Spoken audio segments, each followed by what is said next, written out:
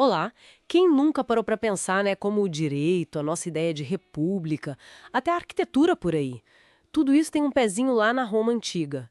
É, assim, impressionante como essa civilização ainda conversa com a gente hoje. Com certeza, é um legado muito forte. E hoje, a nossa análise vai focar justamente aí, nas origens, sabe? Nos fundamentos culturais de Roma, olhando para os primeiros séculos, com base nesses textos que a gente estudou. Legal, a ideia então é entender como é que eles ficaram tão influentes, né?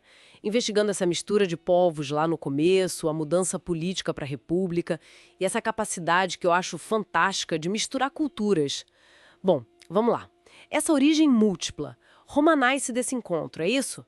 Italiotas, etruscos, gregos, como é que essa mistura preparou o terreno? Olha, esse é um ponto-chave. Os textos mostram bem a força inicial dos etruscos. Pensa, desde 1000 a.C., mais ou menos, eles já tinham cidades organizadas, confederações, né?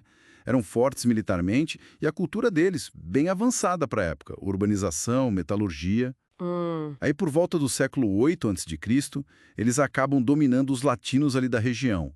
Unificaram os povoados, que depois viriam a ser Roma, e impuseram a monarquia como sistema de governo. interessante isso, a monarquia vindo por influência etrusca.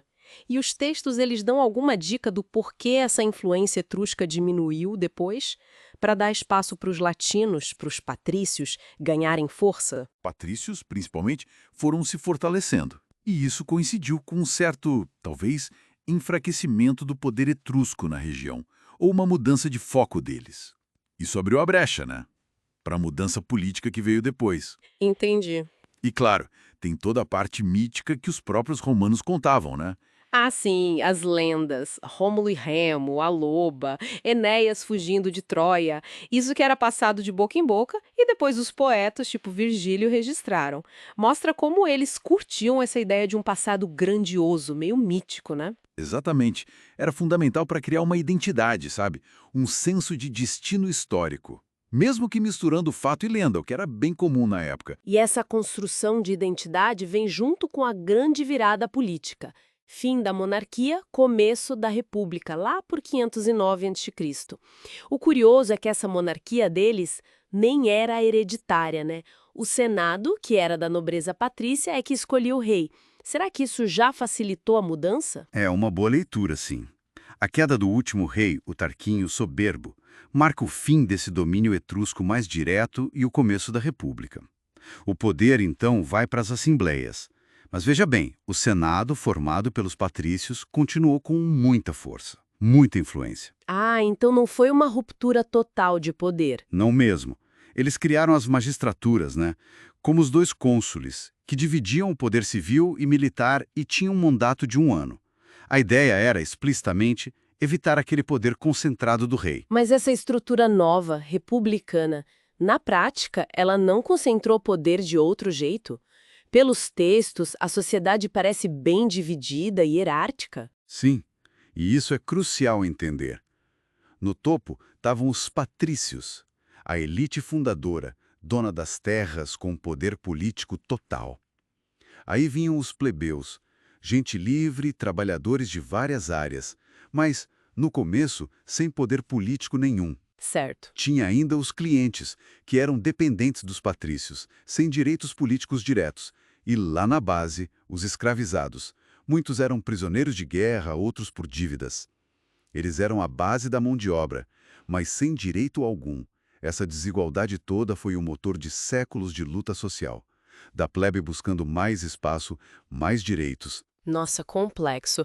E essa sociedade toda vivia uma cultura que também estava se formando de um jeito peculiar, né? Absorvendo muito de fora. Os textos falam bastante da influência etrusca na cultura também, não só na política. Falam, sim. Dos etruscos, os romanos pegaram muita coisa de engenharia urbana. Drenagem, esgoto, as estradas famosas deles. E na arquitetura, o arco, a abóbora, que viraram marca registrada romana. Até práticas religiosas, como certos rituais de adivinhação antes de batalhas ou eventos importantes. E a influência grega, essa parece que foi assim avassaladora, né? Especialmente depois do Alexandre, no período helenístico. Sem dúvida. A cultura grega, principalmente depois que ela se espalhou pelo Mediterrâneo com Alexandre e o helenismo, teve um impacto gigantesco em Roma. Eles basicamente adaptaram o panteão grego inteiro. Deram nomes latinos para os deuses, tipo Zeus, que virou Júpiter, Hera virou Juno, mas mantiveram as histórias, a mitologia, Pegaram o pacote completo. praticamente. Absorveram filosofia, as técnicas de arte, a arquitetura grega com toda aquela base matemática, conhecimentos de medicina, até o direito romano, que é super original, buscou inspiração nos modelos gregos de leis escritas, de códigos. Então, juntando tudo isso, Roma parece um caldeirão cultural incrível. Eles não só copiavam, né? Eles pegavam, adaptavam para a realidade deles, criavam algo romano. O nosso alfabeto latino mesmo veio do grego e do etrusco. Exato. Uma capacidade de síntese notável. E a gente tem sorte de ter lugares como Pompeia, né? Que as cinzas do Vesúvio preservaram lá em 79 d.C. Os textos mencionam como a arqueologia ali ajuda a gente a ver o dia a dia deles. Pompeia é uma janela fantástica, realmente. Um retrato da vida romana congelado no tempo. Então, para a gente amarrar aqui o que fica dessa nossa exploração, parece que a força de Roma não era só militar, né? Mas muito dessa capacidade de absorver, de integrar gente e culturas diferentes. Etruscos, gregos, tantos outros. E dessa mistura toda nasceu uma civilização super complexa, super resiliente, e o legado dela no direito, na política, na engenharia, a gente sente até hoje. Exatamente. E fica, né, uma reflexão interessante para a gente. Os textos mostram os romanos construindo a identidade deles, misturando história e mito, e ao mesmo tempo absorvendo muito da cultura grega, que eles admiravam, mas sem nunca deixar de se verem como romanos, com algo distinto. Aí a gente pensa hoje, como é que as sociedades lidam com tanta influência cultural externa? Como é que se equilibra isso, sabe? Absorver o que vem de fora, mas manter ou construir uma identidade própria. A experiência romana, nesse sentido, é um caso para se pensar, né? Oferece muitas pistas sobre essa dinâmica.